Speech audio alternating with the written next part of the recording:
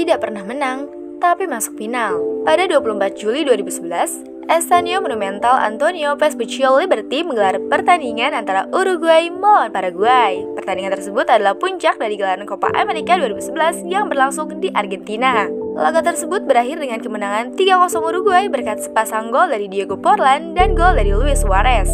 Copa America 2011 dapat dikatakan menjadi turnamen yang paling menarik sepanjang kompetisi tertinggi di benua Amerika Selatan tersebut. Selain menghabiskan Uruguay sebagai pemenang gelar juara terbanyak, ajang tersebut juga menghadirkan Paraguay sebagai runner-up. Satu hal yang menarik dari perjalanan Los Guaraníes pada turnamen tersebut adalah mereka lolos ke final tanpa bermodalkan kemenangan sama sekali. Paraguay melaju ke final dengan modal 5 hasil imbang. Fenomena yang cukup unik mengingat Paraguay sangat sulit untuk dikalahkan namun sulit juga untuk meraih kemenangan. Alih-alih melangkah ke final dengan cara yang lapang, Paraguay memilih langkah ke final melalui jalur yang membuat supporternya menjadi tegang. Perjalanan anak asuh Gerardo Martino tersebut dimulai dengan hasil imbang 0-0 kala melawan Ekuador. Pada laga kedua melawan Brasil, Paraguay sebenarnya memiliki kesempatan untuk meraih 3 poin. Namun, keunggulan mereka sirna akibat gol Fred semenit sebelum pertandingan rampung. Lagi-lagi kesempatan meraih 3 poin kembali sirna. Pada laga terakhir grup B melawan Venezuela, keunggulan 3-1 yang mereka punya berhasil disamakan oleh Miku dan Adrian Ferrozo pada menit ke-89 dan 90+2. Dengan koleksi 3 poin dari 3 laga, Paraguay berada di bawah Brasil dan Venezuela. Penentuan kelolosan ditentukan melalui klasemen peringkat 3 terbaik. Produktivitas gol Paraguay yang kemudian menyelamatkan mereka dari eliminasi. Mereka berada pada peringkat kedua klasemen peringkat 3 terbaik di bawah Peru. Poin Paraguay sebenarnya sama dengan yang dimiliki oleh Costa Rica, akan tetapi selisih gol Costa Rica adalah -2 sedangkan Paraguay adalah 0. Yang menarik, undian perempat final kembali mempertemukan Paraguay dengan Brasil. Akan tetapi, laga hasil pertandingan cukup berbeda. Jika pada penyisihan grup laga diakhiri dengan banyak gol, maka kali ini laga berakhir dengan kedudukan imbang tanpa gol selama 120 menit. Adu penalti kemudian menjadi penentu kemenangan Paraguay dengan skor 2-0. 4 penendang Brasil yaitu Elano, Thiago Silva, Andrés Santos, dan Fred tidak ada yang mampu menjalankan tugasnya dengan baik.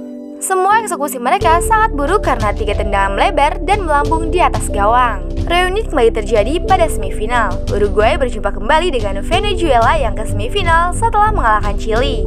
Lagi-lagi adu penalti menjadi penentu hasil akhir pertandingan setelah skor selama 120 menit berakhir imbang tanpa gol. Dalam adu tos-tosan, semua penendang Paraguay menjalankan tugasnya dengan baik. Sedangkan tendangan Lucena dari pihak Venezuela berhasil diblok oleh Justo Villar. Skor akhir adalah 5-3. Paraguay kemudian bertemu dengan Uruguay pada babak final. Sayangnya keberuntungan mereka berhenti sampai di sini. Dengan duet Luis Suarez dan Diego Forlán, mereka mengacak pertahanan Paraguay. Lini belakang yang sepanjang fase grup tampil cukup solid, kini tak berdaya menerima gempuran La Caleste. Kelelahan mungkin menjadi faktor yang membuat Paraguay kalah, mengingat mereka selalu bermain 120 menit. Tercatat, Paraguay bermain 510 menit dan hanya unggul 52 menit saja. Selain itu, Paraguay juga tidak didampingi oleh Martino pada laga final, karena dihukum tidak boleh menemani timnya dari pinggir lapangan. Uruguay punya penyerang yang lebih bagus yang kemudian menjadi pembeda hasil pertandingan. Uruguay begitu dominan. Meski kami bermain lebih menyerang pada babak kedua, tapi kami tetap merasa kalau Uruguay yang mengontrol jalannya pertandingan, kata Martino setelah pertandingan berakhir.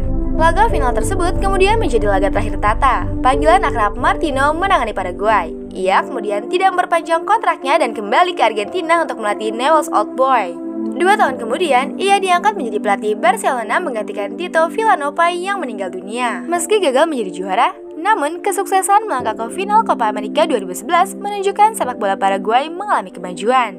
Setahun sebelumnya, mereka untuk pertama kalinya melangkah ke perempat final Piala Dunia di Afrika Selatan. Selain itu, di final 2011 menjadi final pertama Paraguay di Copa America sejak 1979.